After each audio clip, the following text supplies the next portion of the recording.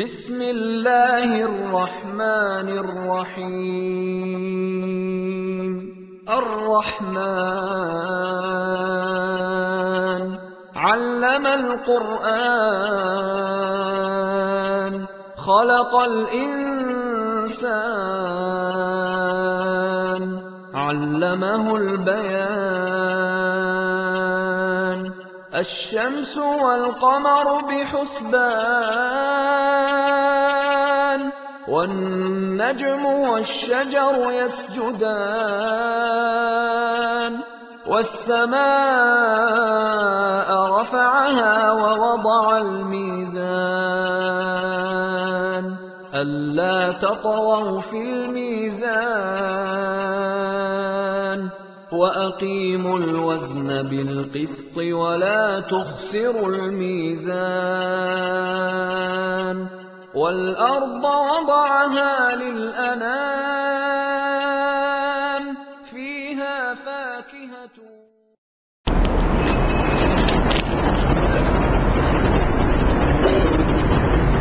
الحمد لله نحمده ونستعينه ونستغفره ونعوذ بالله من شرور أنفسنا وسيئات أعمالنا من يهده الله فلا مضل له ومن يضلل فلا هادي له وأشهد أن لا إله إلا الله وأشهد أن محمدا عبده ورسوله أما بعد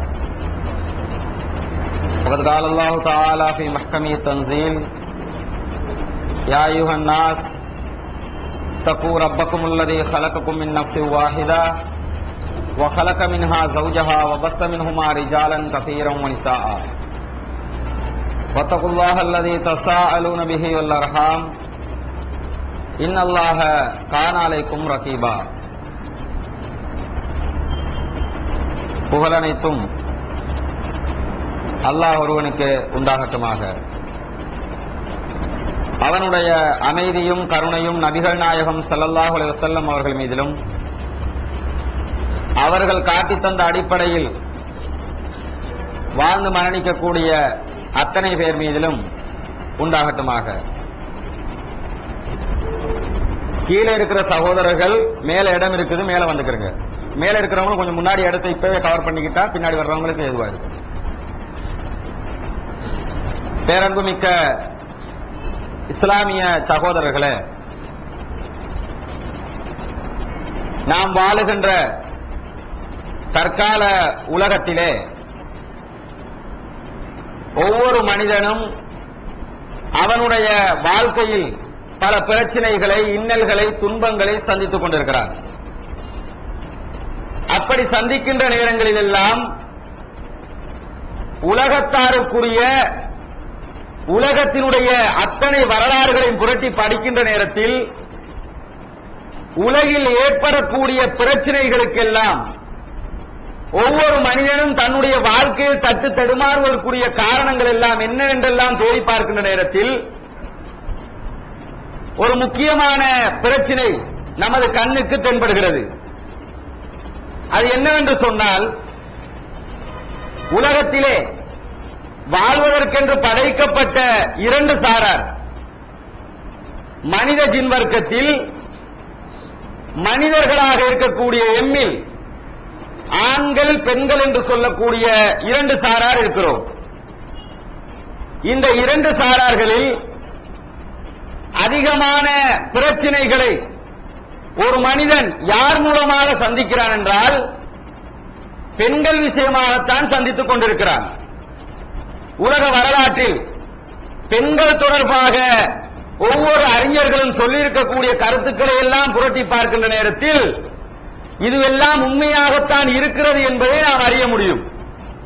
உதாரணத்திற்கு, நாம் இந்துக்களுடைய புராணங்களை புரட்டி படித்தால் புராண வேதங்களில் எல்லாம், அவர்களுடைய கவிதை நடைகளில் எல்லாம், அவர்களுடைய பாடல்களில் எல்லாம் பெண்களை தேவதைகளாக சித்தரிப்பது ஒரு பகுதியாக இருக்கும். பெரும்பாலானவர்கள் பெண்களை ஒரு நோயாக சித்தரித்து காட்டுவார்கள். பெண்கள்னா அவங்ககிட்ட போயிடாத. அதனாலதான் இந்து கிறிஸ்தவ வேதங்கள் எல்லாம் பாத்தீங்கன்னா நிறைய பேர் அப்படியே துறவித்தனத்திற்கு ஆளாகி விடுவார்கள். கல்யாணம் கட்டாம, கல்யாணம் கட்டினா இபாதத்துகள் செய்ய முடியாது, வணக்க வழிபாடுகளில் ஈடுபட முடியாது, நாம சரியா இருக்க முடியாது, பெண்ணிடத்தில் போய்விடாதே என்று சொல்லி, பெண் என்றால் அவள் ஒரு சாத்தான், அவளை அணுகக்கூடாது, அவள் தேவையற்றவள், அவரை நாம துணையாக எடுத்துக்கிட்டோம்னா நம்ம வாழ்க்கையில நிறைய பிரச்சனைகளை சந்திக்க வேண்டி ஏற்படும் என்ற காரணத்தினால நாம பார்க்கிறோம், நிறைய புராணங்கள் எல்லாம் கன்னியாஸ்திரிகளை பற்றி சொல்லப்படும். அதே நேரம் நிறைய முனிவர்களை பற்றி பேசுவார்கள். முனிவர்கள்னா கல்யாணம் கட்டாம அப்படியே மலையில போய் ஒரு ஒதுக்குப்புறமா ஒதுங்கிக்குவாங்க என்று சொல்லி சொல்லப்படக்கூடியவர்கள். ஆனால் நிதர்சனமாக அப்படி யாரையும் இதுவரைக்கும் காட்ட முடியவில்லை. அது வேற செய்தி. யார் யாரெல்லாம் முனிவர்கள் என்று சொல்லிக் கொண்டார்களோ அப்படிப்பட்ட ஒரு மாமுனிவரை கூட நிதர்சனமாக காட்ட முடியாது. அப்படி ஒரு உண்மையும் இருக்கிறது. இருந்தாலும் எல்லா வேதங்களும் பெண்கள் என்றால் அவர்களை ஒரு அசுத்தமாக, அவர்கள் அணுக தகாதவர்களாகத்தான் சுட்டிக்காட்டுகிறது. ஆனால் இஸ்லாமிய மார்க்கம் மாத்திரம் பெண்களை பற்றிய 2 செய்திகளையும் சொல்லி காட்டுகிறது. எப்படியெல்லாம் சொல்லி காட்டும் என்று சொன்னால், இன்றைக்கு இருக்கக்கூடிய மற்ற வேதங்களும் மற்ற புராணங்களும் என்ன கருத்தை கொண்டிருந்தனவோ அதே கருத்தை அன்றைய சஹாபாக்களும் கொண்டிருந்தார்கள். பெண்களால வர்ற பிரச்சனையால சஹாபாக்கள்டையும் அப்படி ஒரு எண்ணம் இருந்தது. நபிகள் நாயகம் ஸல்லல்லாஹு அலைஹி வஸல்லம் அவர்களை சந்திப்பதற்காக 3 நபித்தோழர்கள் வருகிறார்களாம். வந்த 3 பேரும் என்ன செய்யறாங்கன்னா, ரசூலுல்லாஹ்வுடைய மனைவிமாரிடத்தில் நபிகள் நாயகத்துடைய இபாதத்துக்களை பற்றி கேட்கிறார்கள். ரசூலுல்லாஹ் எப்படி வணங்குவாங்க, ரசூலுல்லாஹ் என்ன என்ன காரியம் எல்லாம் பண்றாங்க, எல்லாத்தையும் கேட்கிறாங்க.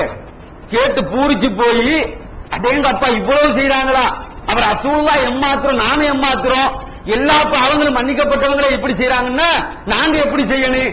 அதனால ஒவ்வொருத்தரும் ஒவ்வொரு கருத்தை சொல்றாரு. அதுல ஒருத்தர் என்ன கருத்தை சொல்றாரு தெரியுமா, இதுக்கு பிறகு நான் கல்யாணம் கட்டவே மாட்டேன், நான் கல்யாணம் கட்டி குடும்ப வாழ்க்கையில் ஈடுபடாம முழுக்க முழுக்க அல்லாஹ்வையே தியானிக்க போறேன் என்ற ஒரு முடிவுக்கு அதில் ஒருவர் வருகிறார். ரசூலுல்லாஹி ஸல்லல்லாஹு அலைஹி வஸல்லம் அவர்கள் வெளியே வந்து தடுக்கிறார்கள். நான் தொழவும் செய்கிறேன், நான் இபாதத்துக்கு செய்யவும் செய்கிறேன், உண்ணவும் செய்கிறேன், பருகவும் செய்கிறேன், நோன்பு பிடிக்கவும் செய்கிறேன், நோன்பு பிடிக்காமல் இருக்கவும் செய்கிறேன், குடும்பம் நடத்தவும் செய்கிறேன். இப்படித்தான் ஒரு மனிதன் இருக்க வேண்டுமே தவிர பெண்கள் என்றால் அவர்கள் தீண்டத்தகாதவர்கள் என்று சொல்லி ஒதுங்கிவிடக் கூடாது என்று நபிகள் நாயகம் சொல்லி காட்டுகிறார்கள். இப்ப உலகத்தில் உள்ள இத்தனை பேரும் பெண்களை பற்றி இப்படியெல்லாம் பேசுவதற்குரிய காரணம் என்ன தெரியுமா, பெண்களிடத்தில் இருந்து அவ்வளவு பிரச்சனை மக்களுக்கு ஏற்படுகிறது. பெண்கள் என்று சொன்னால் பிரச்சனைக்குரியவர்களாகத்தான் இருப்பார்களோ என்று யோசிக்கக்கூடிய அளவில் அவர்களிடத்திலிருந்து ஆண்களுக்கு நிறைய பிரச்சனைகள் உண்டாவதை பார்க்கிறோம். அல்லாஹ் தஆலா தனது திருமறையிலே சொல்கிறார், நிறைய பெற்றோர்கள், நிறைய கணவன்மார்கள், நிறைய சகோதரர்கள் கவனிக்க வேண்டிய ஒரு செய்தி. அல்லாஹ் தஆலா குர்ஆன்ல சொல்றான், யா அய்யுஹல்லதீன ஆமனு, ஈமான் கொண்டவர்களே, கு அன்ஃபுஸக்கும் வ அஹ்லீக்கும் நாரா, நீங்களும் முதலில் உங்களை பாதுகாத்துக் கொள்ளுங்கள். நரகத்தை விட்டு முதல்ல உங்களை பாதுகாத்துக்கிறீங்க. இரண்டாவது வ அஹ்லீக்கும், உங்களுடைய குடும்பத்தாரை நீங்கள் பாதுகாத்துக் கொள்ளுங்கள். முதல்ல நாம சுயநலவாதியா நடக்கணும். முதல்ல எப்படி நினைக்கணும், நான் சொர்க்கம் போனா போதும், நான் நல்லா இருந்தா நான் நன்மை செஞ்சு நான் சொர்க்கம் போய்க்கணும், முதல் ஸ்டெப். இரண்டாவது என்ன செய்யணும், என்னுடைய குடும்பத்தார் அவர்களும் என்னுடன் சேர்ந்து சொர்க்கத்திற்கு வர வேண்டும், நரக படுவாத குழியில் தள்ளிவிடக் கூடாது அவர்களை என்று சொல்லி நீங்கள் நினைத்துக் கொள்ளுங்கள் என்று அல்லாஹ் தஆலா சொல்கிறார். இதே நேரம் இந்த கருத்தை சொன்ன இறைவன் இன்றைய உலகத்திற்கு இன்னும் பல செய்திகளை சொல்லி காட்டுகிறார். நாம பார்க்கிறோம், நடைமுறையில பெண்களுடைய இன்றைய கால நடைமுறையை நீங்கள் எடுத்து பாருங்கள். இன்னைக்கு பெண்கள் தான் எப்படி இருக்கிறாங்க, நபிகள் நாயகத்துடைய காலத்தில் எப்படி அந்த ஜாகிலிய காலம் இருந்ததோ அதே காலம் இன்னைக்கு இருக்குதா இல்லையா? மாற்று மாத்த விட்டுருங்க. முஸ்லிம்கள் என்று சொல்லக்கூடியவர்களை எடுத்துக்கொள்ளுங்கள். முஸ்லிம்கள் என்று கொழும்பு வட்டத்துக்குள்ள மாத்திரம் யோசிச்சு பாருங்க. முஸ்லிம்கள் யாரெல்லாம் பேரை சூட்டிக்கிட்டு இருப்பாங்களோ அதுல 195% மேற்பட்ட பெண்களுடைய நிலை எப்படி இருக்கும்? ஆடை கலாச்சாரமா இருந்தாலும் சரி, பேச்சுவார்த்தையா இருந்தாலும் சரி, நடைமுறையா இருந்தாலும் சரி, அத்தனையும் கேள்விக்குறியாகத்தான் இருக்கிறது. அண்மையில நாம் எல்லாம் அறிஞ்ச ஒரு செய்தி, இந்த செய்திக்காக சொல்ல வருகிறேன். பிபிசி இணையதளத்திலே கடந்த 2-3 வாரங்களுக்கு முன்பதாக ஒரு மாதமாகி இருக்கலாம், ஒரு செய்தி வெளியிடப்படுகிறது. என்ன செய்தி வெளியிடப்படுகிறது? உலகம் பூராவும் பெரிய ஒரு பரபரப்பாக பேசப்பட்டது. என்ன செய்தின்னு சொன்னா, விஞ்ஞானிகள் அத்தனை பேரும் ஒன்று சேர்ந்து உலகத்தில் ஆண்கள் இவ்வளவு கேடு கெட்டு போவதற்கு என்ன காரணம் என்பதை ஆராய்கிறார்கள். என்ன ஆய்வு? ஆம்பளைகள் எல்லாம் இப்படி கெட்டு கெட்டு போறான, குட்டிச்சோரா போறான, நாசமா போறான, எதுக்காக இப்படி போறான் அப்படின்னு பாப்போம்னு சொல்லி ஒரு ஆய்வு நடத்துறாங்க. நடத்தி என்ன விளக்கத்தை சொல்றான் தெரியுமா? அந்த ஆய்விலே சொல்லப்பட்ட முடிவு என்னவென்று சொன்னால், உலகத்தில ஆண்களை கெடுப்பது பெண்களினுடைய ஆடைகள் தான். யாருக்கு யாரு ஆண்களை வந்து வழிகெடுக்கிறது எது? பொம்பளை எல்லாம் ஆடுதான் வழிகெடுக்குதான். ஏன்னு கேட்டா, பொதுவாகவே ஒரு நடைமுறையை நாம் கை கொள்ள வேண்டும். பொம்பளைகளை பொறுத்த வரையில பார்த்து முடிய ஈர்ப்பு சக்தி வராது. நம்மால அப்படி நினைப்பாரு, நம்மளை பார்த்தா நாம கொஞ்சம் அப்படி தலையை கொஞ்சம் சீவி விட்டு திருப்பி களைச்சு விட்டுட்டு கொஞ்சம் ஸ்டைலா உடுத்துக்கிட்டு அப்படி ஒரு பைக் எடுத்துக்கிட்டு 4 ரவுண்டு போனா 2 பொம்பளை பிள்ளை நமக்கு பின்னாடி வருவான்னு நம்மால நினைப்பான். ஆனா உண்மை நேரம் அதல்ல. எந்த பொம்பளை பிள்ளையும் ஸ்டைல பார்த்தோம், அழக பார்த்தோம், அந்த காலம் மறைவேறிடுச்சு. அப்படி யாருமே வர்றதில்லை. உலகத்தினுடைய இன்றைக்கு சொல்லக்கூடிய சர்வே என்ன சொல்லுது? எந்த பொம்பளை பிள்ளை ஆம்பளை பார்த்து வர ரசூலுல்லாஹி சொல்றாங்க. கல்யாணம் கட்டும் போது ரசூலுல்லாஹி ஸல்லல்லாஹு அலைஹி வஸல்லம் அவர்கள் 4 நடைமுறையை சொல்லி 3ஐ வேண்டாம் என்று சொல்லி 1ஐ எடுத்துக்கொள்ள சொல்கிறார்கள். துன்கஹுல் மர்அத்து லி 40, ஒரு பெண்மணி 4 விஷயத்துக்காக திருமணம் முடிக்கப்படுகிறார். லி மாலிகா, அவருடைய செல்வத்துக்காக. ஆம்பளை பாப்பான், நல்ல காசுக்காரியா இருக்கிறா, அதை பார்ப்பான். அவளுடைய அழகுக்காக, நல்ல அழகா இருக்கிறா, பொம்பளை பார்க்க மாட்டான். பொம்பளை வந்து அழகா இருக்கிறாரா என்பதை பெண் பார்க்க மாட்டாள். பொம்பளை பாப்பா, இவன்ட்ட விஷயம் இருக்குதா, நல்ல திங்க் பண்ணக்கூடியவனா இருக்கானா, அல்லது நல்லா சம்பாதிக்கிறானா, இவனை கல்யாணம் கட்டிக்கிட்டா எப்படி வாழ முடியும், அதைத்தான் பார்ப்பாளே ஒழிய எதை பார்க்க மாட்டான். நல்ல அழகா இருக்கிறான், நல்ல ஸ்டைலா இருக்கு, அதை பார்க்க மாட்டான். ரசூலுல்லாஹி ஸல்லல்லாஹு அலைஹி வஸல்லம் 3ஆவது சொல்கிறார்கள், அவளுடைய குடும்ப பாரம்பரியத்தை ஆண் பார்ப்பான். ஆம்பளை எதை பார்ப்பான்? நல்ல குடும்பக்காரியானதையும் பார்ப்பான். 4ஆவதாக சொல்கிறார்கள், வலி தீனிஹா, அவளுடைய மார்க்கத்தை, பல்பர் விதாத்தி தீன், அவளுடைய மார்க்கத்திற்காக அவளை திருமணம் எடுத்துக்கொள். மேல உள்ள 3க்காக கல்யாணம் கட்டிடாத அப்படிங்கிறாங்க. அப்ப என்ன அர்த்தம்? இந்த 3ஐயும் தான் அவன் பார்ப்பான். ஒரு மனுஷன் நியதி என்ன? இதை பார்ப்பான், அதை பார்க்க மாட்டான். ரசூலுல்லாஹ் சொல்றாங்க, நீ அதை பார்த்துக்க, இதை பார்க்காத.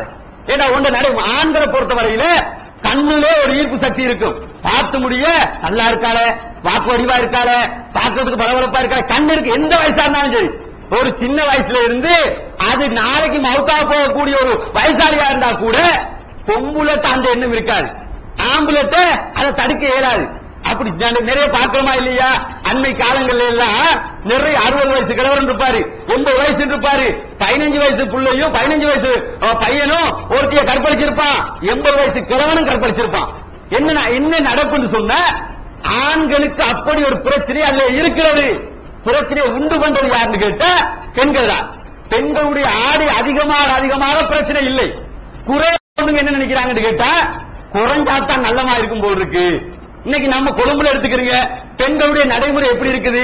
ஹபாயான்னு உடுப்பாங்கல்ல, ஹபாயாங்கிறது எதுக்காக பயன்பாட்டுக்கு வந்துச்சு? கொஞ்சம் சிந்திச்சு பாருங்க. அழகான ஒரு கண்ணியமான ஒரு ஆடை, நல்ல அழகா மூடி மறைச்சுக்கலாம். இன்னைக்கு கொழும்புல எப்படி ஆயிருக்கு தெரியுமா? அந்த ஆடைய தலைக்கு ஒரு கட்டு கட்டுவாங்க, தூக்குல தொங்க போற மாதிரி இருக்கும். பாக்குறீங்கல்ல, உடம்ப ஃபுல்லா பாத்தீங்கன்னா அப்படி ஒரு இறுக்கமா உடுத்தி அதையே ஒரு கவர்ச்சியாக்கி, எதை கவர்ச்சி இல்லாம ஆக்குறதுக்காக வேண்டி உருவாக்கப்பட்ட ஆடை கவர்ச்சி ஆடையாக மாறி இருக்கிறது. துபாயில எல்லாம் பாத்தீங்கன்னா அந்த அபாயாவை எப்படி ஆக்கி வச்சிருக்கிறான்? முந்தைய அபாயம் அப்படி ஃபுல்லா வந்துச்சுல்ல, இப்ப வந்து அங்க ஓட்டையா இருக்கும். கீழே ஒரு பைஜாம் பாரி ஒன்று உடுத்து 4 பக்கம் வீசிப்பட்டு போறதுக்கு மாதிரி ஒரு அபாயம். கேட்ட இஸ்லாமிய ஆடை உடுத்துக்கிட்டு வர்றோம், இனி ஒன்ன பார்க்காம இருப்பானா? கேட்ட கற்பழிக்கிறார்கள், எங்களை சும்மா விட மாட்டேங்கிறார்கள். நீ ஒழுங்கா இருந்தா ஒழுங்கா இருந்துட்டு போவான். இதே நேரம் நிறைய பெற்றோர் கூட இதை கண்காணிக்காமல் இருக்கிறோம். நிறைய இளம் பெண்கள், இன்றைக்கு முஸ்லிம் பெண்கள் கொழும்புல எல்லாம் எப்படி சுத்தி திரிகிறாங்க? ஒரு டெனிம் அடிச்சுக்கிறது, ஒரு டி ஷர்ட்டை போட்டுக்கிறது, தலையில மட்டும் ஒரு துண்டை போட்டுக்கிறது. அதை கூட என்ன செய்யறது? கொஞ்சம் இந்த பிஎம்ஐசி கண்காட்சிக்கெல்லாம் போய் பாத்தீங்கன்னா நாரி போயிருந்துச்சு நம்ம சமுதாயம் தான். அவ்வளவு கேடு கட்டு போயிருக்குது ஆடை கலாச்சாரத்தில். இனி ஆண்களை வழிகெடுக்காமல் இருப்பார்களா? கெடுக்கத்தான் செய்வார்கள். சொல்லிவிட்டு அந்த ஆய்வு சொல்கிறது.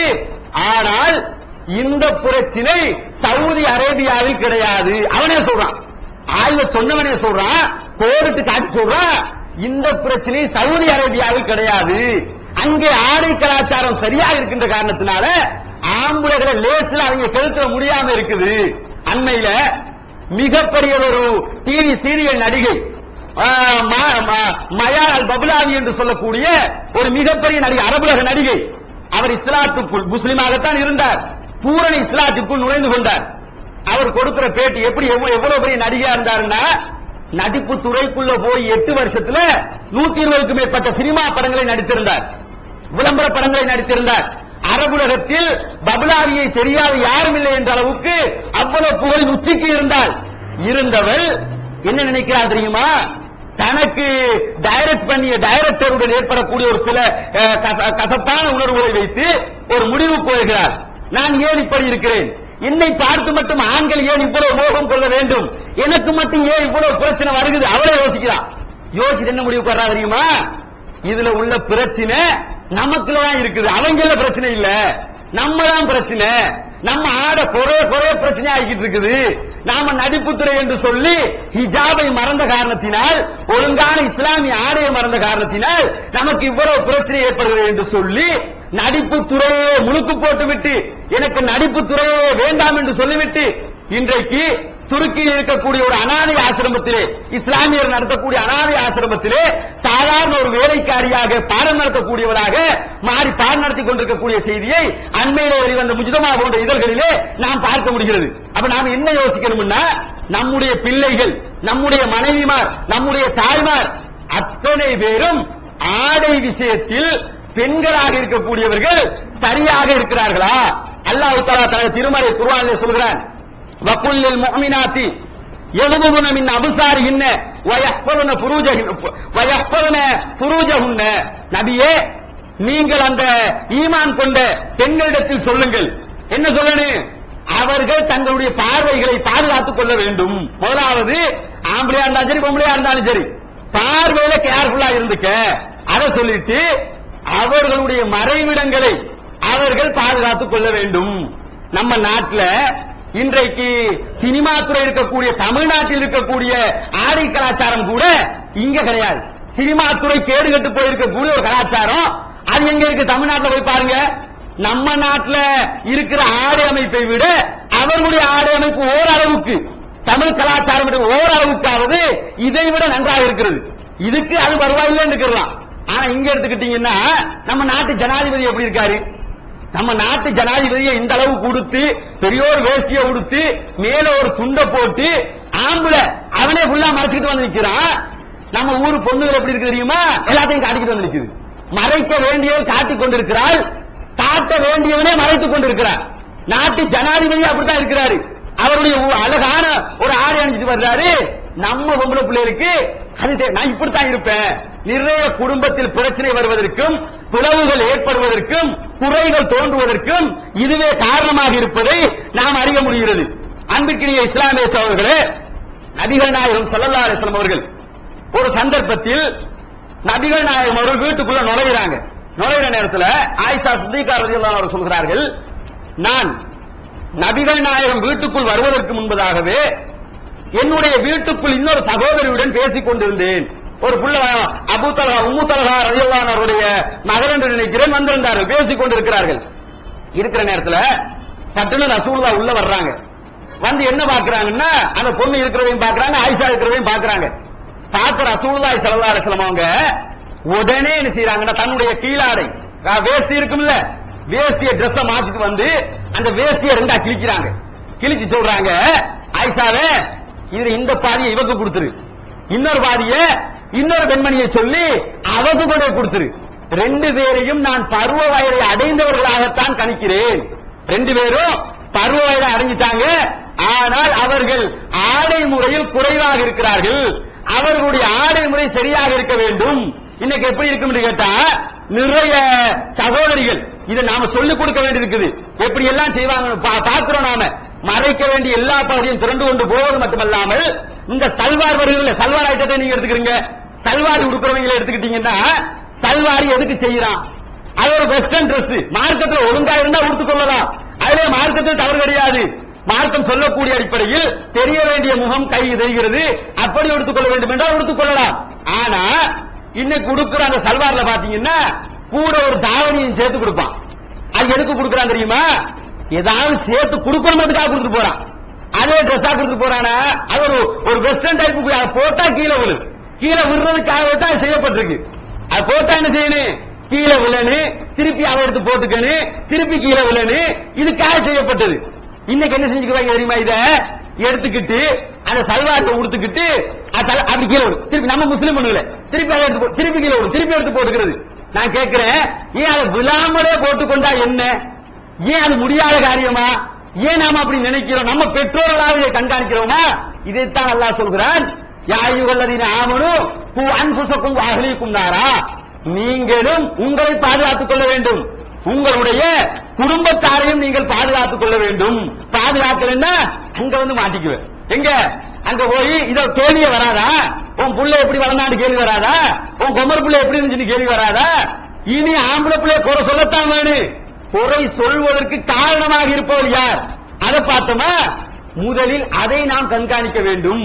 ஒவ்வொருவரும் தங்களுடைய குழந்தைகளை, அதிலும் குறிப்பாக பெண் குழந்தைகளை இந்த விஷயத்தில் மிக கவனமாக இருப்பதற்கு நாம் பழகிக் கொள்ள வேண்டும். அதே மாதிரி ரசூலுல்லாஹி ஸல்லல்லாஹு அலைஹி வஸல்லம் அவர்கள் சொல்கிறார்கள், மக்களே, பெண்கள் இருக்கின்ற இடத்திற்கு நீங்கள் செல்வதை நான் உங்களுக்கு எச்சரிக்கிறேன். ரசூலுல்லாஹ் சொல்றாங்க, பெண்கள் எல்லாம் இருப்பாங்கல்ல, அந்த இடத்துக்கு நீங்க போறத நான் எச்சரிக்கிறேங்கிறாங்க. சொல்ற நேரத்துல ஒரு நபித்தோழர், மதீனாவை சேர்ந்த ஒரு நபித்தோழர் எந்திரிச்சு ரசூலுல்லாஹ்ட்ட கேட்கிறாங்க, யார சொல்லலாம், அஃபராயித்தல் ஹமுவ, மச்சான பத்தி என்ன நினைக்கிறீங்க? பொதுவா சொல்றாங்க ரசூலுல்லாஹ், யாரா இருந்தாலும் சரி பொம்பளை இருக்கிற இடத்துக்கு போறத தவிர்த்துக்க அப்படிங்கிறாங்க. அது சொன்னதுக்கு காரணத்தை பாருங்க. சொல்ற நேரத்துல இவர் என்ன கேட்கிறாரு, அஃபராயித்தல் ஹமுவ, மச்சான பத்தி என்ன நினைக்கிறீங்க? மச்சான யாரு? என் சகோதரன், என்ன கல்யாணம் கட்டிங்கன்னா என்னுடைய சகோதரன் என்னுடைய வைஃபுக்கு வந்து மச்சான் முறைக்கு ஒரு அந்த முறையை பத்தி கேட்கிறாங்க. அவரை பத்தி நீங்க என்ன நினைக்கிறீங்க? தம்பி மாதிரி. நாம என்ன சொல்லுவோம்? தம்பி மாதிரி தானே, நானா மாதிரி தானே, நம்ம உறவினர் தானே, வீட்டுக்குள்ள இருந்தா என்ன, வந்தா என்ன, போனா என்ன, அப்படின்னு நாம பேசுவோம்ல. அந்த கண்ணோட்டத்துல நபிகள் நாயகத்தை கேட்கிறாரு. ரசூலுல்லாஹி ஸல்லல்லாஹு அலைஹி வஸல்லம் சொல்றாங்க, அல் ஹமு அல் மவுத், அந்த ஹமு இருக்கிறான்ல, மச்சான் இருக்கிறான்ல, அவன் தான் மவுத்தே. யாரு? மச்சாங்காரன்னா உனக்கு வைக்க ஆப்பு அடிக்கிறவன் அவன் தான். நாம பார்க்கிறோம் தமிழகத்துல எல்லாம் போய், திருநெல்வேலி மாவட்டத்துல எல்லாம் போய் பாத்தீங்கன்னா என்ன நடப்பு தெரியுமா? அங்க இருக்கிற பெரும்பாலான ஆண்கள் வெளிநாடுகளுக்கு போய் விடுவார்கள் தொழில் வாய்ப்பை தேடி. அப்ப பொண்டாட்டிக்கு வைஃபுக்கு வந்து ஏதாவது பிரச்சனை, நோய் நம்புறோம்னா யார் கூட்டிட்டு போவா? மச்சான் தான் கூட்டிட்டு போறான். 4 நாள் ஜூனியர் பத்திரிகைக்கு செய்தி கொடுக்கிறது யாரு? நம்ம ஆள் தான். அந்த பேப்பர் எடுத்து பார்த்தா திருநெல்வேலி மாவட்டத்தில் முஸ்லீம் குடும்பத்தை சேர்ந்த திருமணம் முடித்த பெண்ணும் திருமணம் முடிக்காத ஆணும் ஓடி போய்விட்டார்கள். ஓடி போய் மச்சான் மைனியமா இருக்கும். நிறைய சம்பவங்கள் இப்படியே நடப்பதற்கு அது ஒரு காரணமாக நாம் என்ன நினைக்கிறோம்? கொஞ்சம் முன்னாடி வந்துக்கிறீங்க, கீழே இருக்கிறவங்க இடம் பத்தலன்னா மேல வந்துக்கிறீங்க. நாம என்ன நினைக்கிறோம்னா சாதாரணமாக மச்சான் அவரை இருந்துட்டு போறாரு அப்படின்ற மாதிரி நினைக்கிறதுனால இந்த விபரீதங்களை நாம் தவிர்க்க முடியாமல் போய்விடுகிறது. ஏன்னா ஆம்பளையை பொறுத்தவரையில பெண்கள் விஷயத்தில் மிக கவனமாக இருக்க வேண்டும் என்று சொல்லி இஸ்லாம் மிக தெளிவாக சொல்லி காட்டுகிறது. அதே போல ரசூலுல்லாஹி ஸல்லல்லாஹு அலைஹி வஸல்லம் அவர்கள் சொல்கிறார்கள், ஆண்களுக்கு ஒப்பாகக்கூடிய பெண்களையும் பெண்களுக்கு ஒப்பாகக்கூடிய ஆண்களையும் அல்லாஹ் தஆலா சபிக்கிறான். அல்லாஹ் யாரை சபிக்கிறான்? ரசூலுல்லாஹ் சபிக்கிறாங்க. யாரை சபிக்கிறாங்க தெரியுமா? ஆண்களுக்கு ஒப்பாகக்கூடிய பெண்கள், பெண்களுக்கு ஒப்பாகக்கூடிய ஆண்கள். பெரும்பாலும் இலங்கையில பெண்களுக்கு ஒப்பாகக்கூடிய ஆண்கள் கம்மி, பெரும்பாலும் இந்த குறைவாக இருந்தாலும், ஆனா ஆண்களுக்கு ஒப்பாகக்கூடிய பெண்கள் நிறையவே இருக்கிறார்கள். எப்படி இருக்கிறாங்க? நம்ம சமூகத்துல பார்க்கலாம். இந்த டெனிம் கலாச்சாரத்துல இருந்து எல்லா ஆடை கலாச்சாரம் முழுக்க எடுத்து பாருங்க. ஆம்பளை இருந்து காப்பி பண்ணி தாங்க வந்து நிற்கும். இன்னைக்கு அப்படித்தான் ஆயிடுச்சு. அப்படி ஆக்கி இன்றைக்கு ஒரு சீர்கட்ட ஒரு சமூகமாக நாம் மாறி இருக்கிறோம். நிறைய கல்லூரிகளில், நிறைய பாடசாலைகளில் இந்த ஒரு சாதாரண அறிவு கூட இல்லாம சர்வ சாதாரணமாக முஸ்லிம் பெண்களுக்கு மத்தியிலே காதல் கலாச்சாரம் ஊடுருவி சமுதாயம் சீர்கேட்டுக்கு போறதுக்கு என்ன காரணம்? இதுதான் காரணம். உன் புள்ள கரெக்டா இருந்தா என்ன பிரச்சனை வரப்போகுது? புள்ளைய சரியா வளர்த்திருந்தா இந்த பிரச்சனையே வராது. நிறைய பெற்றோர்கள் பிற்காலத்தில் கவலைப்படுகிறார்கள். என் பிள்ளைக்கு இஸ்லாம் இல்ல, என் பிள்ளைக்கு மார்க்கத்தை நான் சொல்லிக் கொடுக்கல, மார்க்கத்தை சொல்லிக் கொடுக்க. நிறைய குடும்பத்துல விவாகரத்து வரை வந்து நிற்பதற்கு காரணம் என்ன? மார்க்கம் இல்ல. கல்யாணம் கட்டி கொடுத்தாலே அந்த குழந்தைக்கு வந்து இஸ்லாம் தெரியலன்னா எந்த கணவனை பொறுத்தவரையில எவனும் எப்படி நினைப்பான் தெரியுமா? எல்லாத்தையும் பங்கு ஒதுக்குவான். செல்போன் இருக்கு அழைச்சுக்கிறான், ஃப்ரெண்டுக்கு கொடுப்பான், ஒரு வேற எடுத்துக்கிறாங்க, எல்லாத்தையும் கொடுத்துக்குவான், வீட்டை கூட கொடுப்பதற்கு தயாராகுவார். ஆனா எந்த ஒரு ஆணும் தன்னுடைய மனைவியை பங்கு போட விரும்ப மாட்டான். யாராவது விரும்புவாரா? ஒருத்தன் கூட அதை விரும்ப மாட்டான். அந்த இடத்துல தன்னுடைய மனைவிக்கு வேறொருவனுக்கும், தன்னுடைய மகனுக்கும் வேறொருவனுக்கும், தன்னுடைய சகோதரிக்கும் வேறொருவனுக்கும் ஒரு தொடர்பு இருக்கிறது என்று தெரிந்தால் எந்த ஒரு ஆணாவது தாங்கிடுவாங்க. ரசூலுல்லாஹ் சிறுக்க பத்தி உதாரணம் காட்டுறாங்க பாருங்க. அல்லாஹ் இணை வைக்கிறத உதாரணம் எப்படி காட்டுறாங்க தெரியுமா? அல்லாஹ் இணை வைக்கிறியடா படுபாவி, அல்லாஹ் மாதிரி இன்னொருத்தன் ஆக்கிறிய, அது எப்படி இருக்கு தெரியுமா? ரசூலுல்லாஹ் கேட்கிறாங்க, நீ அமரக்கூடிய கட்டிலில், உன்னுடைய பெட்ரூமில், உன்னுடைய அந்த அறைக்குள், நீ இருக்கக்கூடிய அந்த அறைக்குள், நீ இருக்க வேண்டிய இடத்தில் வேறொரு ஆணுடன் உன்னுடைய மனைவியுடன் இருப்பதை பார்த்தால் நீ ஒத்துக்கொள்வாயா? எந்த மனுஷன் அப்படி இருக்கும்போது அல்லாஹ்வோட மட்டும் ஒருத்தரை தொட வைக்கலுமா? அதுக்கு உதாரணம் சொல்ற உதாரணத்தை பாருங்க. ஏன் தெரியுமா? எந்த மனுஷனும் அதை ஒத்துக்கிற மாட்டான். அப்ப என்ன பார்க்கணும்னா நம்முடைய தரப்பை நாம் சரியாக வைத்துக் கொள்ள வேண்டும். நிறைய பெண்கள் இன்றைக்கு இருக்கக்கூடிய அத்தனை ஃபேஷன் ஐட்டங்களையும் எல்லாத்தையும் மாட்டிக்கிட்டு ரோட்ல போவாங்க. பாத்துக்கீங்கல்ல, பயன்படுத்தலாம், அனுமதி ஒரு சென்ட் அடிச்சுக்கலாமா? ஒரு நாற்றமா இருக்குது, உடம்புல துர்நாற்றம் வீசுது, அதுக்கு அடிச்சுக்கிறதுல மார்க்கத்துல தவறு இல்ல. நீ வீட்டுக்குள்ள அடிச்சுக்க, உன் வீட்டுக்குள்ள செய்ய வேண்டிய காரியங்களை செய்து கொள்ளலாம். ஆனால் கணவனுக்கு காட்டக்கூடிய பகுதிகளை எல்லாம் வெளி உலகத்திற்கு காட்டக்கூடிய பெண்களை தான் அதிகமாக பார்க்கிறோம். எப்படி பார்க்கிறோம்? எல்லாம் வாசனை பொருட்கள் எல்லாம் அடிச்சுக்கிட்டு ரோட்ல போற எத்தனை பேரை பார்க்கிறோம். வாசனை திரும்பி பார்த்தா பொம்பளை போய்கிட்டு இருப்பான். யாராவது பொம்பளை போற அளவுக்கு அவ்வளவு கமண்டு அடிச்சுக்கிட்டு இருக்கிற பவுடரை எல்லாம் கொட்டி இருக்கிற பேபியம் எல்லாம் அடிச்சுக்கிட்டு போறத பார்க்கிறோமா இல்லையா? ரசூலுல்லாஹி ஸல்லல்லாஹு அலைஹி வஸல்லம் சொல்கிறார்கள், அந்நிய ஆண்கள் வாசனை நுகர்ந்து இவளை கண்காணிக்கின்ற அளவில் யாராவது வாசனை திரவியங்களை பயன்படுத்தி கொண்டு சென்றால் அவள் விபச்சாரி. சொல்லக்கூடிய வார்த்தை என்ன? அப்ப எத்தனை நம்ம சகோதரி பின் நடந்தாலும் சரி, நம்ம தாய்மார் நடந்தாலும் சரி, நாம் என்ன நினைக்கணும்? என் சகோதரி தூய்மையானவராக இருக்க வேண்டும், என்னுடைய மகள் தூய்மையானவராக இருக்க வேண்டும், என்னுடைய கூட பிறந்தவர் தூய்மையானவராக இருக்க வேண்டும். ஒரு சந்தர்ப்பத்தில் கூட இந்த பட்டம் அவர்களுக்கு வந்துவிடக் கூடாது. இன்றைக்கு நிறைய கொழும்பை சேர்ந்த சகோதரர்கள் மிக குறிப்பாக கவனிக்க வேண்டிய சில செய்திகள் இருக்கிறது. நம்ம தரப்பு பெண்களுடைய நிலை எப்படி ஆயிருக்கு தெரியுமா? அவங்களுடைய அந்த மேற்கத்திய கலாச்சாரத்தின் ஊடுருவல் பெரும்பாலும் கொழும்பை தற்போது பாதித்துத்தான் இருக்கிறது. எப்படி எல்லாம் பாதிக்குது? நிறைய பெண்கள் எடுத்துக்கிறீங்க, அவர்களுடைய அழகை காட்டணும். எப்ப காட்டணும் கேட்டா அவர்களுடைய கணவன் தான் காட்டணும். இஸ்லாம் என்ன சொல்லுது? உங்களுடைய கணவன்மார் ரசூலுல்லாஹி ஸல்லல்லாஹு அலைஹி வஸல்லம் அவர்கள் அஹ்ஸாப் யுத்தத்திற்கு போய் வந்து கொண்டிருக்கிறார்கள். போய் வந்துகிட்டு இருக்கிற நேரத்தில் ஜாபிர் இப்னு அப்துல்லாஹ் ரலியல்லாஹு அன்ஹு அவர்களை பார்த்து சொல்கிறார்கள், ஜாபிரே, இருட்டு நேரத்தில் வர்றாங்க, கொஞ்சம் லேட் ஆயிட்டா வர்றாங்க, இப்பவே வீட்டுக்கு போக போறீங்களா? ரசூலுல்லாஹ் கேட்கிறாங்க ஜாபிரை பார்த்து, ஜாபிரே இப்பவே வீட்டுக்கு போக போறீங்களோ? ஆமா யார சொல்லுவா, இப்பவே போகத்தானே வேணும். வீட்டுக்கு ஊருக்குள்ள வந்துட்டா வீட்டுக்கு போகாம நாங்க கடத்தரல போறதுக்கு நாமளா கேட்போமா இல்லையா? வீட்டுக்கு போகத்தான் போறேங்கிறாங்க. ரசூலுல்லாஹ் என்ன சொல்லி கொடுக்குறாங்க தெரியுமா? அப்படி போயிடாத, வீட்டுக்கு உடனே போயிடாம கொஞ்சம் விட்டு புடி. என்ன செய்ய? கொஞ்சம் ஒரு ஆளை விட்டு சொல்லி அனுப்புவான். உன் கணவன் வீட்டுக்கு வந்துட்டான், ஊருக்குள்ள வந்துட்டான், சொல்லி அனுப்பு. ஏன் சொல்லி அனுப்புறது தெரியுமா? உன்னுடைய மனைவி உனக்காக அலங்கரித்துக் கொள்ள வேண்டும்.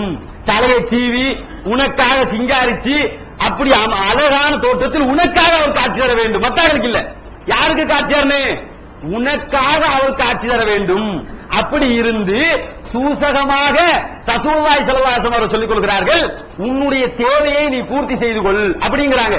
ஒரு கணவன் வெளியூருக்கு போறான், போய் வர்ற நேரத்துல எந்த மனைவியாவது தலையை விரிச்சு போட்டு பைத்தியக்காரி மாதிரி உட்கார்ந்துகிட்டு இருந்தா எப்படி இருக்கும்? ஒரு பிசினஸ்க்கு போய் ஒரு 5 நாளைக்கு போற வர்றாருங்க, வரும்போது வீட்டுல வந்து பாக்குறாரு, வைஃபை பார்த்தா தலையெல்லாம் விரிச்சு போட்டு சும்மா ஒரு வாடி வழங்கின முகத்தோட அப்படியே உட்கார்ந்துகிட்டு இருந்தா அவன் வீட்டுக்கு வர என்ன வருமா? இவ்வளெல்லாம் ஒரு பொம்புளையா மூதேவி இவ்வளவு கல்யாணம் கட்டத்தை சும்மா இருக்கலாமே யோசிப்பான். அப்படி யோசிக்காம ரசூலுல்லாஹ் சொல்லி கொடுக்குறாங்க, நீ அலங்கரிக்க வேண்டியது யாருக்கு தெரியுமா? உன்னுடைய கணவனுக்குத்தான் அலங்கரிக்க வேண்டும். கணவனுக்கு காட்ட வேண்டியதை மத்தாக்களுக்கு, மத்தாக்கட்டு எப்படி நடக்கணும் அது மாதிரி கணவன் நடந்தா செல்லுபடியாகுமா? அப்படி செல்லுபடியாகாது. நிறைய பேர் பேச்சுல நிறைய பேர் இருக்கும். ஒரு ஆலிம்சா கதையை சொல்லுவாங்களா இல்லையா? ஆலிம்சா பயம் பண்ணாரா? எப்படி பயம் பண்ணாரா? ஊர்ல பெண்களே நீங்கள் எல்லாம் இப்படித்தான் இருக்க வேண்டும் பயம் எல்லாம் பண்ணிச்சாராம். வீட்டுக்கு போய் பார்த்தா அவர் மனைவி அப்படியே இருந்திருக்கா. நம்ம ஊர்ல பொம்பளைய பாத்தீங்களா, அப்படி இருக்கிறாருவோ இப்படி இருக்கிறாருவோ உங்க இருக்க மாட்டாருவோ அப்படிலாம் பேசுவாங்க. வீட்டுக்குள்ள போய் பார்த்தா அது ஓட்டாண்டியா இருக்கும், வீடு செல்வடி இல்லாம இருக்கு. அப்ப ஆயிஷா சொன்னாவா, நீங்க தானே இப்படி சொன்னீங்க, நீங்க தானே பயன் பண்ணீங்க, அதனாலதான் நான் இப்படி இருந்தேன், அது ஊருக்கு தாண்டிய உபதேசம் உனக்கு இல்லடி அப்படின்றாராம். அது மாதிரி இருக்கக்கூடாது. என்ன செய்யணும், வாழ்க்கையில நாம ஒண்ணு படிச்சோம்னா நம்ம வாழ்க்கையில அது நடைமுறைக்கு இருக்க வேண்டும். அப்படி இல்லாத காரணத்தினால்தான் இவ்வளவு பெரிய கேள்விக்குறியில் இஸ்லாமிய உலகம் இன்றைக்கு தத்தளித்துக் கொண்டிருக்கிறது. அரபு உலகம் என்று ஒரு காலத்தில் பாராட்டப்பட்ட அரபு உலகம் இன்றைக்கு கேடுகட்டு போயிருக்கிறது. உலகத்திலேயே ஒரு கலாச்சார சீரழிவில் மிக முக்கிய பங்கை வகிக்கக்கூடிய இடமாக இன்றைக்கு தெரிவு செய்யப்பட்டிருக்கக்கூடிய இடம் எது தெரியுமா? துபாய் தான். உலகத்திலே அமெரிக்கா கூட இல்ல, அவ்வளவு சீரழிஞ்ச இடம். லண்டன் இல்ல, மற்ற மற்ற நாடுகள் இல்ல. எந்த நாட்டையெல்லாம் நாம கற்பனை கொண்டு வருவோமோ அந்த நாடு இல்ல. எந்த அளவுக்கு இருக்கு தெரியுமா? 10 ரியால் கொடுத்த ஒருத்திய வாடகை கூப்பிட முடியும் நிலைமை. எந்த நாட்டில்? அரபு மண் என்று சொல்லி எதை போட்டி புகழ்ந்து கொண்டிருப்போமோ அந்த அரபு மண்ணில் நடக்குது இன்றைக்கு.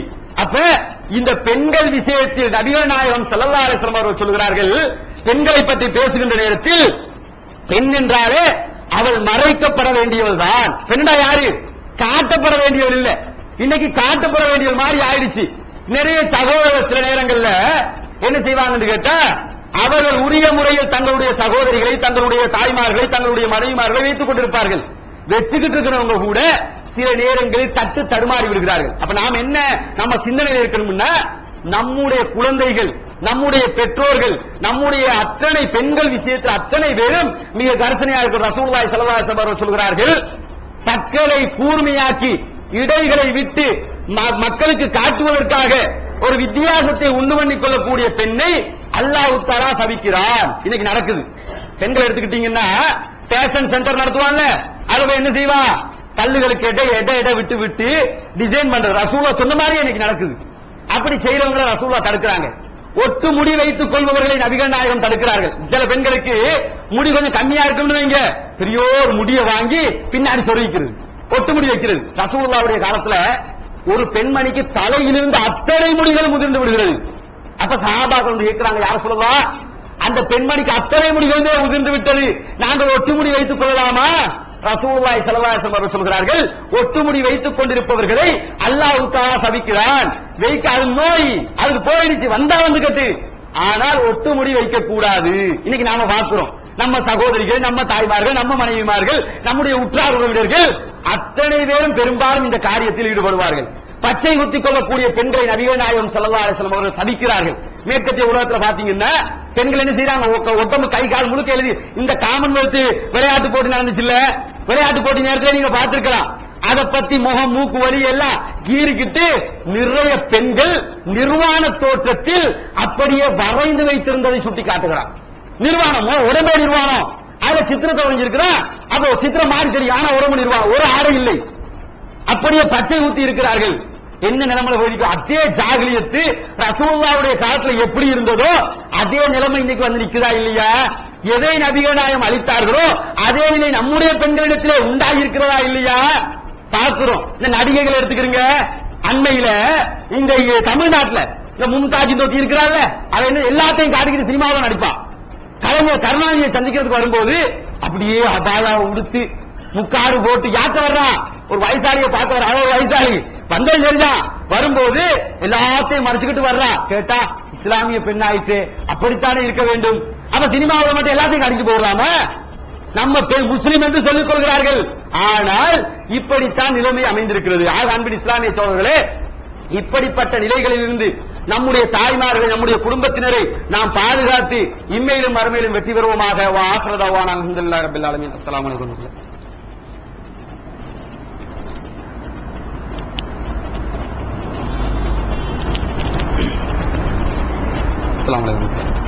பேரன்மிக்க இஸ்லாமிய சகோதரர்களே, அல்லாஹ் தஆலா தனது திருமறை குர்ஆனிலே சொல்லுகின்ற நேரத்தில் வகர்ன ஃபீ புயூத்திஹின்ன, புயூத்திகுன்ன, பெண்களை பற்றி சொல்கிறார்கள். வலா தபர்ரஜ்ன தபர்ரஜல் ஜாஹிலியா, தபர்ருஜல் ஜாஹிலியா, பெண்களே நீங்கள் உங்களுடைய வீடுகளுக்குள் தங்கிக் கொள்ளுங்கள், ஜாஹிலிய காலத்தில் வெளியிலே சுற்றித் திரிந்ததை போன்று நீங்கள் சுற்றித் திரியாதீர்கள். அல்லாஹ் சொல்றான். ஜாகிலிய காலத்துல என்ன செய்வாங்க? வீட்டுல இருக்க மாட்டாங்க. இந்த அளவுக்கு நபிகள் நாயகத்துடைய காலத்தின் நடைமுறை இருந்தது என்றால், கண்டியில ராஜராஜ இரண்டாம் ராஜசிங்கர் ஆட்சி செஞ்சான்ல, அந்த காலத்துல எந்த நடைமுறை இருந்ததாக பாடல படிச்சு தருவாங்களோ அதே நடைமுறை அன்றைய காலத்தில் இருந்தது. என்ன செய்வாங்க? ஒரு குழந்தை ஒரு புள்ள வந்து ஒரு குமர புள்ள வயதுக்கு வந்து விட்டால் என்று சொன்னால், அந்த நபிகள் நாயகத்துடைய காலத்தில் என்ன செய்வாங்க தெரியுமா? முன்னாடி ஒரு போர்டை மாட்டிடுவாங்க. எங்க வீட்டுல இந்த புள்ள குமர ஆயிடுச்சு, இந்த புள்ள வயசுக்கு வந்துருச்சு அப்படின்னு சொல்லி போர்டை மாற்றுவாங்களாம். கண்டியில இரண்டாம் ராஜசிங்கனுடைய காலத்தில் இப்படி நடந்ததாக சொல்லப்படுகிறது. குடும்ப முறை என்று சொல்லி படிச்சு தருவாங்க. அப்ப போர்டை மாட்டி முடிய என்ன செய்வான்? அந்த ஊர்ல இருக்கக்கூடிய எல்லா இளைஞர்களும் அவளிடத்தில் சென்று வருவார்களா. இறுதியில அவளுக்கு குழந்தை கிடைத்தவுடன் யாரெல்லாம் போனாங்களோ அத்தனை பேர பட்டியலையும் கொண்டு வந்து வச்சு யார் யார் வந்திருக்கா முகத்துல சாயல பார்ப்பாங்களாம். யார முகம் மாதிரி இந்த புள்ள இருக்குதோ அவன் தான் இவரை கல்யாணம் கட்டிக்கிறேன்னு. அப்படி ஒரு நடைமுறை ஜாகிலிய காலத்தில் அன்றைக்கு இருந்தது. அதே நடைமுறையை இன்னைக்கு நம்ம காலத்துல பார்க்கலாம். நம்ம காலத்துல கிட்டத்தட்ட கொஞ்சம் டிஃபரெண்டா இருக்கு. நம்ம காலத்துல வெளியில் போக முடியாத அளவுக்கு, ஒரு நிகழ்ச்சியை பார்க்க முடியாத அளவுக்கு, ஒரு சேவையை செய்ய முடியாத அளவுக்கு இந்த பிரச்சனை நமக்கு மத்தியிலே இருக்கிறது. பெண்கள் வெளியிலே வரலாம், வரலாம். அதற்குரிய நடைமுறைகளோடு, ஆடை ஒழுக்கத்தோடு, சரியான முறைகளோடு அதை கையாள வேண்டும். ஆனா இன்னைக்கு எப்படி இருக்கு தெரியுமா? ஒரு கல்யாண நிகழ்ச்சி நடக்குதுன்னு வைங்க, ஒரு புரோகிராமுக்கு வராத கூட்டம் அந்த கல்யாண நிகழ்ச்சிக்கு. உதாரணத்துக்கு அண்மையில BMICல புத்தக கண்காட்சி நடந்தது. புத்தக கண்காட்சியில ஒவ்வொரு நாளும் 10 லட்சம் பேரை அவன் எதிர்பார்த்திருந்தான். ஒரு நாளைக்கு 10 லட்சம் பேர் டாக்கெட் புத்தகத்தை கண்காட்சிக்கு வருவாங்கன்னு. வந்தவங்கல்ல ஒரு 20% முஸ்லிம்களாக இருப்பாங்களா? கிடையாது. கல்வித்துறையில் முஸ்லிம்களுக்கு அக்கறை இல்லை, அதுக்கு வர மாட்டாங்க. இதே நேரம் அதுக்கு அடுத்ததா இன்ஃபோடெல் என்று சொல்லி அந்த வேறொரு கண்காட்சி நடத்தி கொண்டிருந்தார். பாட்டுகள் எல்லாம் போட்டு விட்டு கம்ப்யூட்டர் எல்லாம் வச்சு ஒரு முக்கியமான கண்காட்சி தான். ஆனா அதுல நிறைய பேர் நின்னாங்க. ஏன் நம்ம ஆட்களுக்கு அப்படி ஒரு கும்மாங்குத்து பாட்டை போட்டு 2 மியூசிக் அடிச்சு அப்படி நின்னாத்தான் நம்ம சமூகம் அங்க நிற்கும். நம்ம சமூகத்துக்கு குர்ஆனும் ஹதீஸும் எல்லாம் எதுக்கு? குர்ஆன் எப்ப எடுப்பாங்க தெரியுமா? யாராவது மௌத்தாயிட்டா யாசீன் ஒரு குர்ஆனில் ஹக்கீம்ங்கிறது குர்ஆன் தேவை. புரியுதா? ஏதாவது ஒரு மையத்து வீட்டுக்கு குர்ஆன் தேவை. கட்டமாத்தியா கந்தூரிக்கு எதுக்கு தேவையில்லையோ அதுக்கு தான் தேவையாக்குவாங்க. சம்பந்தம் இல்லாததுக்கு சம்பந்தப்படுத்துவாங்க. அதாவது சந்தோஷமான நிகழ்ச்சின்னா ஒரு பாட்டு கச்சேரி ஒரு மவுலுது இது மாதிரி ஒரு கொண்டு வச்சுக்கிடுவாங்க. அப்ப நம்ம சமூகம் எங்க நிக்குது? நம்ம சமூகத்துல நிலை என்னவாக இருக்கிறது? அந்த அந்த பபுலாவி என்று சொல்லக்கூடிய பெண்மணி சொல்கிறாள், நான் திருமறை குர்ஆனை பிறகுதான் படிக்க ஆரம்பித்தேன். கடைசியில் என்ன செய்யறா தெரியுமா? அவளுடைய ஆடை ஒழுக்கத்தை பார்த்து அவளுடைய கணவன் ஒரு டைரக்டர், சினிமா டைரக்டர், பிரபல சிரியாவை சேர்ந்த பிரபல சினிமா டைரக்டர், அவர் என்ன சொல்றாரு தெரியுமா? 1 வருஷம் விட்டு பாக்குறாரு. என் பொண்டாட்டி போன வழியில திரும்பி வருவாளா? அவருக்கு என்ன தேவை? சம்பாத்தியம் தான் தேவை. வைஃப் போன வழியில திரும்பி வந்தான்னா நிறைய சம்பாத்தியம் கிடைக்கும் என்று நினைக்கிறார். 1 வருஷம் விட்டு பிடிக்கிறாரு, வர இல்ல. இவவே என்ன செய்யறா தெரியுமா? நான் உன்னை விட்டு பிரிஞ்சுக்கிறேன், எனக்கு உன் கல்ச்சர் சரி வராது அப்படின்னு சொல்லி மிக பெரும் பாதகத்தில் இருந்த ஒரு பெண்மணி திரும்பி அப்படியே தூய்மையான இஸ்லாத்திற்குள் வந்த வரலாறை பார்க்கிறோம். ஆனா அங்கே அப்படி நடக்கும் போது இங்கே எப்படி நடக்குது? அதற்கு மாற்றமாக நம்முடைய பெண்கள் அத்தனை பேரும் உள்ளே சென்று பாதகத்தில் விழுந்து கொண்டிருப்பதை பார்க்கிறோம். ஆக அன்பின் இஸ்லாமிய சகோதரர்களே, பாடசாலைகளுக்கு அனுப்பக்கூடிய குழந்தைகள் முதற்கொண்டு கல்லூரிகளில் படிக்கின்ற மாணவிகள் வர அத்தனை பேரையும் பெற்றோர்கள் தங்களுடைய கண்காணிப்பில் வைத்துக் கொள்ள வேண்டும். அதிலும் குறிப்பாக இந்த செல்போன் கலாச்சாரம் மற்ற சீர்கேடுகளில் இருந்து தங்களுடைய பெண் குழந்தைகளை பெற்றோர்கள் பாதுகாத்துக் கொள்ள வேண்டும். ஏன்னு கேட்டா நிறைய பெண் பிள்ளைகளை, இஸ்லாமிய பெண்களை அழிப்பதற்காக யூத சக்திகள் நடமாடுவதை பார்க்கிறோம். தமிழகத்துல எல்லாம் என்ன சொல்லுவாங்க தெரியுமா? ரீசார்ஜ் பண்றதுக்கு நம்பர் கொடுக்காதீங்கம்பாங்க. ரீலோட் போடுவோம்ல, ரீலோட் போடுறதுக்கே நம்பர் கொடுக்காதம்பாங்க. கார்டு வாங்கி நிரப்பிட்டு போயாம்பாங்க. ஏன் தெரியுமா? ரீசார்ஜ் பண்றதுக்கு நம்பரை கொடுக்கும் போது அந்த நம்பரை எடுத்து வச்சுக்கிட்டு அதுக்குள்ளார ஒரு சங்கரிவார கும்பல் உள்ளே நுழைகிறது. ரீசார்ஜ் பண்றதுக்கு தான் நம்பர் கொடுப்பீங்க, நம்ம மகள நம்பர் தானே ஏற்றி விட்டு போறான்னு கொடுத்துட்டு போவீங்க. அவன் என்ன செய்வான் தெரியுமா? அதை வச்சு அங்க லிங்க் ஏற்படுத்துவான். என்னடா இது வளர்ந்து வந்த உள்ள திடீர்னு மாற்றம் அடையுதுன்னு யோசிப்பீங்க, நல்லா தானே இருந்துச்சுன்னு யோசிப்பீங்க. பிரச்சனை அங்கேயாக இருக்கும். அதனால பெண்கள் விஷயத்தில் கவனமாக இருந்து அவருடைய ஒழுக்கத்தை சீராக அமைத்தால் இன்ஷா அல்லாஹ் எதிர்காலத்தினுடைய இஸ்லாமிய சந்ததி மிக சிறப்பாக இருக்கும். இல்லாவிடில் இதைவிட படுபாதகத்தில் சென்று நாம் அத்தனை பேரும் சீரழியக்கூடிய ஒரு முறையை நாம் எதிர்பார்க்க வேண்டி இருக்கிறது. இறுதியாக நம்முடைய சகோதரர்களுக்கு சொல்லிக் கொடுக்கிறோம். நாம இதை சொல்றதுக்குரிய காரணம் என்னன்னு சொன்னா, இன்றைக்கு இஸ்லாமிய பெண்களுடைய ஆன்மீகத்தின் குறைவு எந்த அளவுக்கு இருக்கு. பெண்களும் அப்படி, ஆண்களும் அப்படி. பெண்களுக்கு துணியாக ஆண்களும் நிற்கிறார்கள்.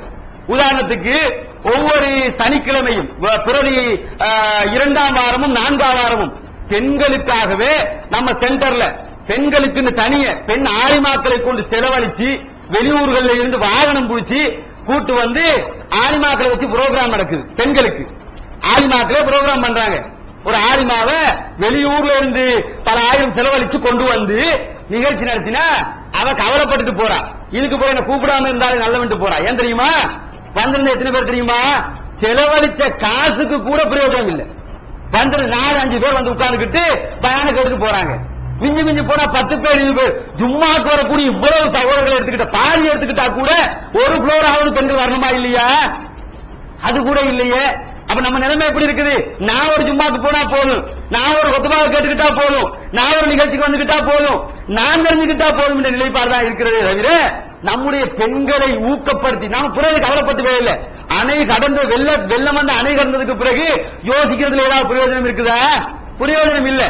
நாம் இஸ்லாமிய சூழலோட அவங்களுக்கு உரிய நடைமுறைகளை சொல்லிக் கொடுத்தால் அவர்கள் இன்ஷா அல்லாஹ் முன்னேறுவதற்கு வாய்ப்பு இருக்கு. அதே மாதிரி குர்ஆனை ஓத தெரியாத பெண்களை பார்க்கிறோம். ஒவ்வொரு வியாழக்கிழமையும் நம்ம சென்டர்ல பெண்களுக்காக பெண்களாலேயே குர்ஆன் ஓதல் பயிற்சி நடைபெறுகிறது. தயவு செய்து இங்கே வந்திருக்கக்கூடியவர்கள் வராதவர்களுக்கு சொல்லுங்கள், வந்தவர்கள் உங்களுடைய குழந்தை குட்டிகளுக்கு எல்லாம் சொல்லி இந்த நிகழ்ச்சிகளுக்கு பெண்களை கூட்டி வாருங்கள். கூட்டி வருவதன் மூலமாக இன்ஷா அல்லாஹ் இன்றைக்கு இல்லாவிடிலும் இன்னொரு 10 வருடங்களுக்கு ஒரு தசாப்தத்திற்கு பிறகாவது நாம் ஒரு சிறந்த சமுதாயத்தை உருவாக்க வேண்டும், உருவாக்க முடியும். சிறந்த தாயாகவும் சிறந்த தாயாவாகவும் அவள் இருக்க முடியும் என்பதை நாம் மனசுல நினைக்கணும். அதனால அல்லாஹ் தஆலா சொல்கிறான், கு அன்ஃபுஸகும் வ அஹ்லீக்கும் நாரா, உங்களையும் உங்களுடைய குடும்பத்தாரையும் நீங்கள் நரகத்தை விட்டு பாதுகாத்துக் கொள்ளுங்கள். அப்படி பாதுகாத்து இம்மையிலும் மறுமையிலும் வெற்றி பெற்ற சமூகமாக மாறுவோமாக என்று கூறி முடித்துக் கொள்கிறேன். வ ஆகிரு தஅவானா அல்ஹம்துலில்லாஹி ரப்பில் ஆலமீன்.